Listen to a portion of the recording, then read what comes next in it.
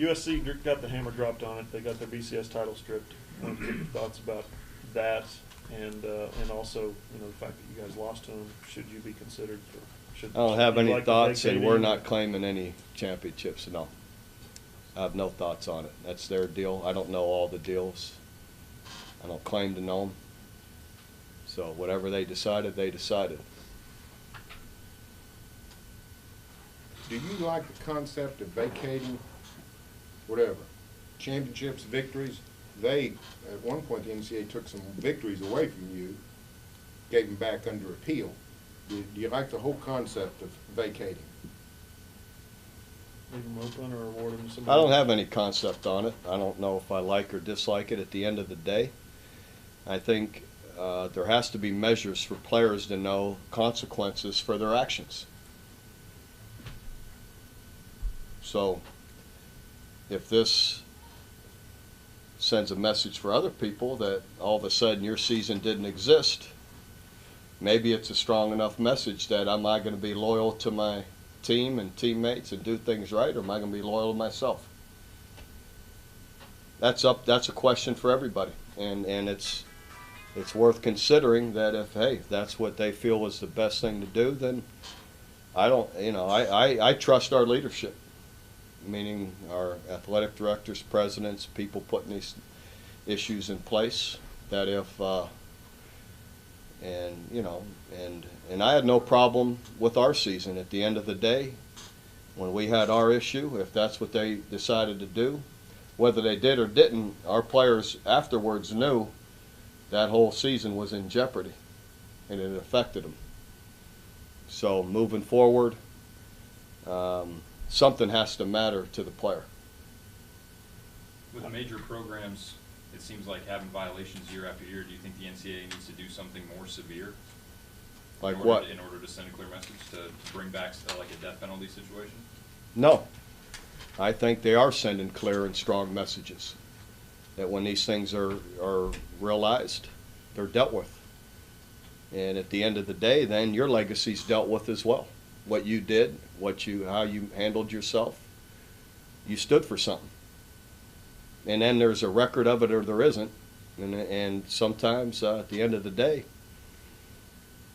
it's pretty good for our players to come back 20 years from now and to feel welcome and everyone appreciate them and see their pictures on the wall and to be a part of such a legacy or not be a part of one.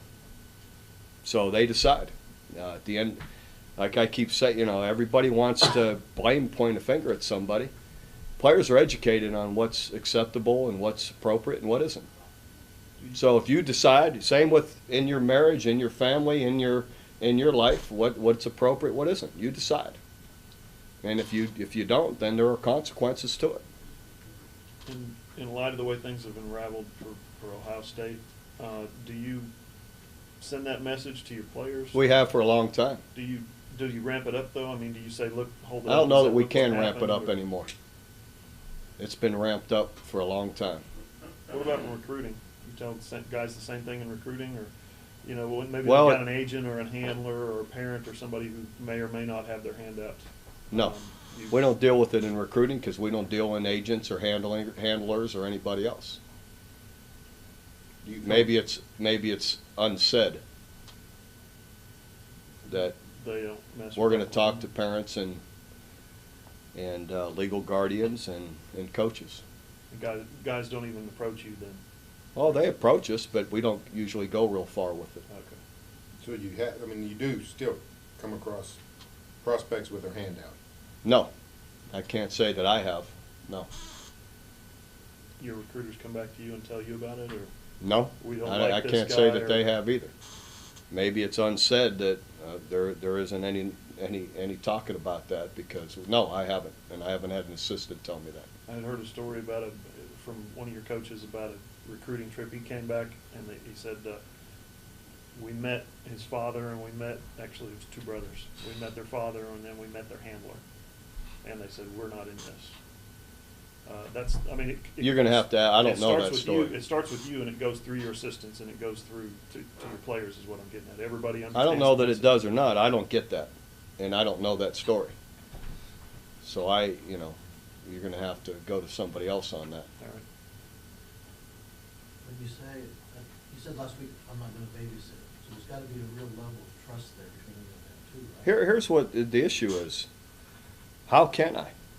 You don't mind. I'm not, that's not happening, and it isn't happening anywhere. And at the end of the day, that they know what's right and wrong. But it is no different than in everybody's personal family. Your child, boy or girl, your wife, your whoever, what they're doing behind some closed door to somebody else, if they want to deceive you, lie to you, cheat you, whatever it may be, it'll be done. But once it's understood, then you deal with it however you feel is necessary. And that's what happens in every case. To think you can prevent it, that's foolish. It's foolish to even think that way. Now, hopefully to discover it in a decent amount of time, good for everybody. But doesn't always happen. Some people are more deceitful than others, and that's how it goes. You think the college game's in a little bit of trouble right now, though? Not at all. Why? Because look at all the great programs out there. Look at all the great players out there that are doing it the right way. There'll be a national championship this year. There'll be a top 10. There'll be a Heisman Trophy winner. There'll be great players everywhere. I mean, I'll bet the TV and the country will love it. And the ones who haven't done it properly, for whether it's individuals or teams or whatever, may not be in the best situation, so be it. But there'll be other people in it.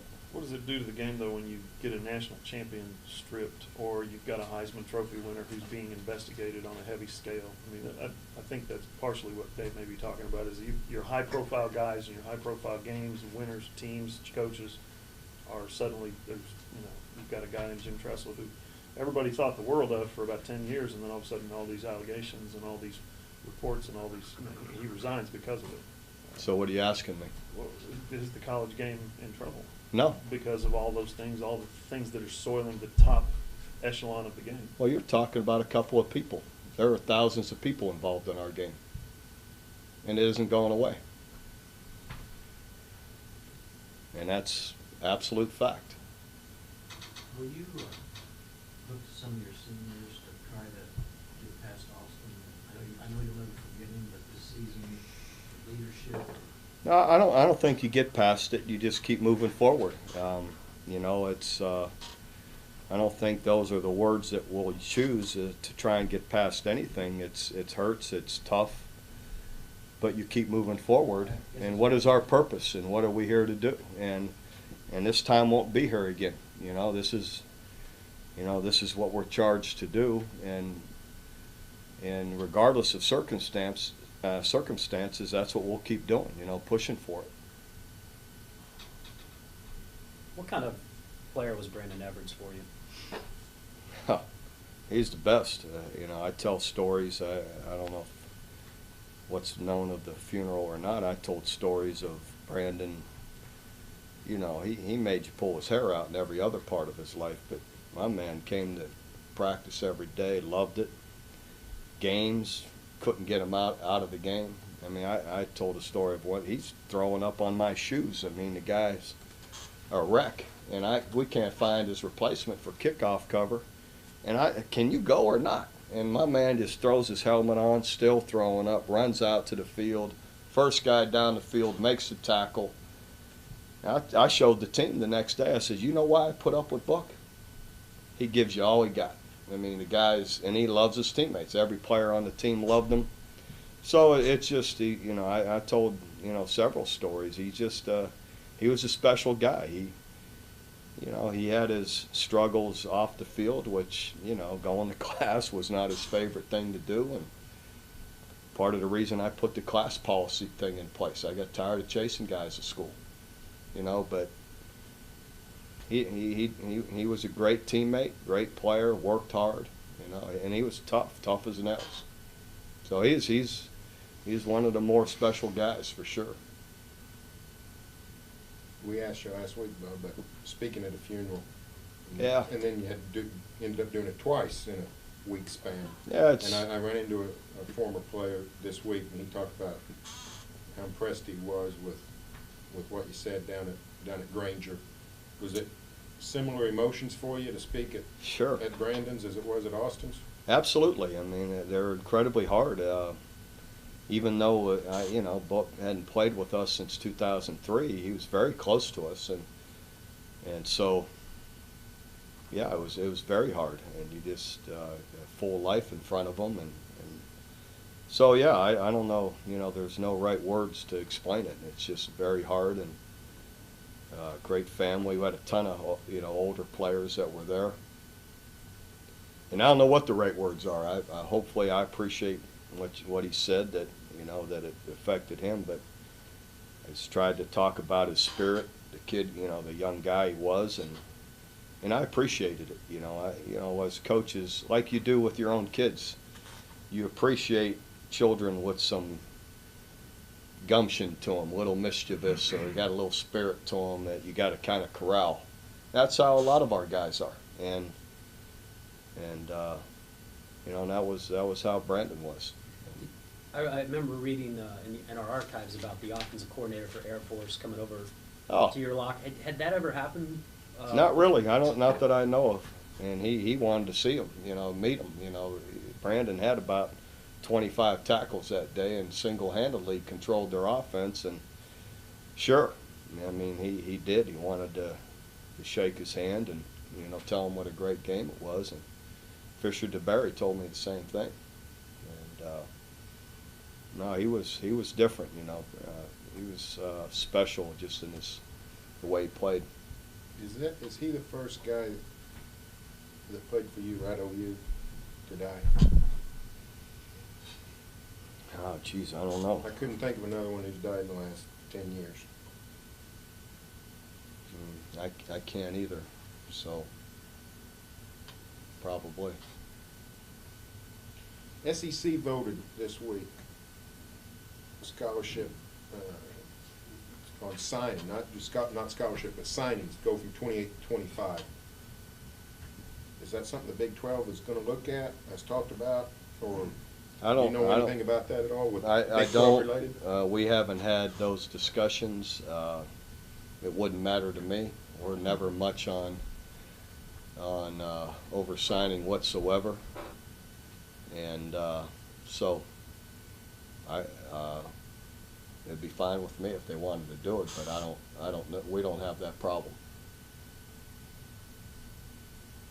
With all the accolades coming into your team for this upcoming year, do you try and keep the guys away from that a little bit, or you like them to hear it and keep them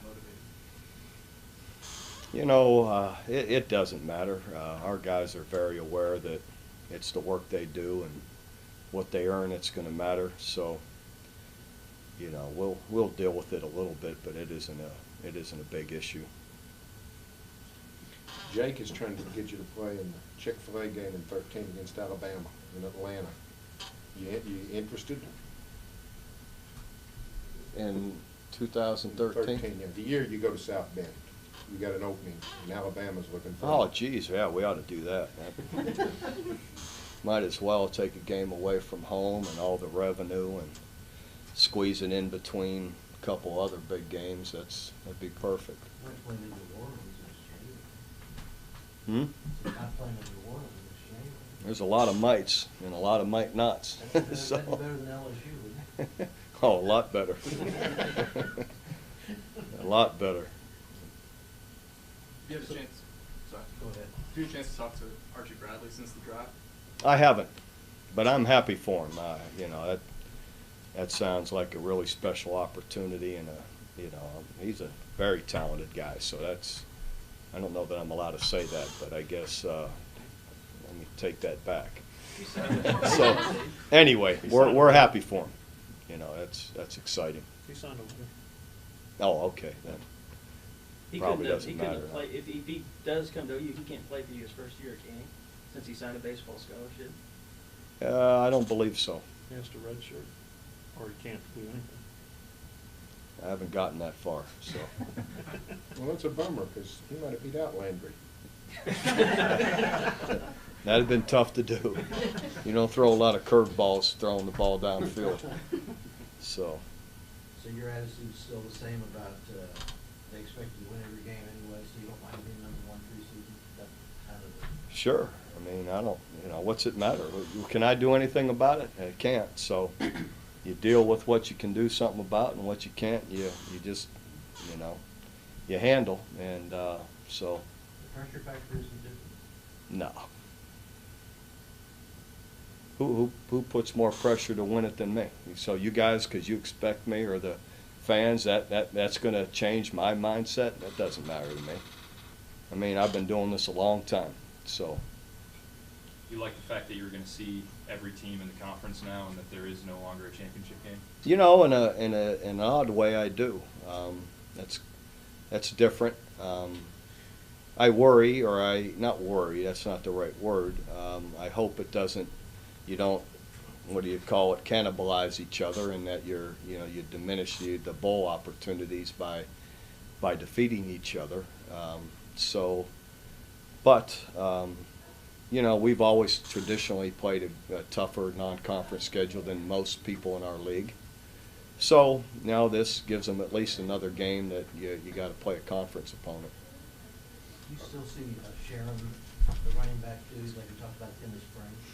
Yeah, I do. We'll see how it pans out, but I think it'll be good. You have fresh guys, talented players, guys with different pace to them.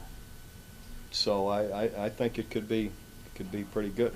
Well, can you just talk about this time of year? You see new guys coming in for the first time, checking in, and getting starting with the off season. Kind of what that's like for you as a coach, knowing that the beginning of the off season starting. It's exciting. You like to see the freshmen on campus, and you can't watch them work, but you see them come through the office and try and direct them. I'm having a meeting with my guys first thing in the morning. They just most of them got here today, so it's exciting for them. It's what they want. They all want to play. So you're kind of excited to give them that boost to get started, to get yourself in position to play on how they work this summer. Who's in what kind of shape. What's Jamel Fleming's status? I don't think I'm allowed to comment on that yet. So still not back then? He's not in school right now? No. Okay. Is Ronell Lewis okay physically? Yeah, looks great. If a player is academically ineligible and is out of school and works to get back and comes back, is there any scholarship limitation? Can he go back on scholarship? Sure, as long as you're not over 85.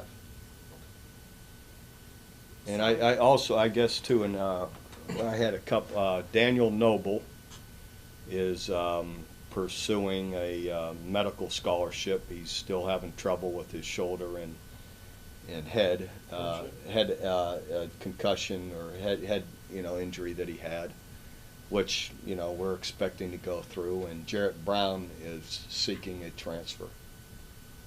So Noble's Can't career's play football over? anymore. Yes, So he's not playing football anymore? yes. Well, he was a good prospect. That's a shame.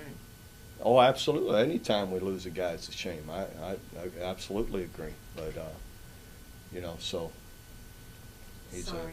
a strong young guy that did well, but, He's a medical- unfortunately, he doesn't seem to be able to get past the injuries. He just so. wants the hardship scholarship, is that how they? Well, no, he ends up going on medical scholarship.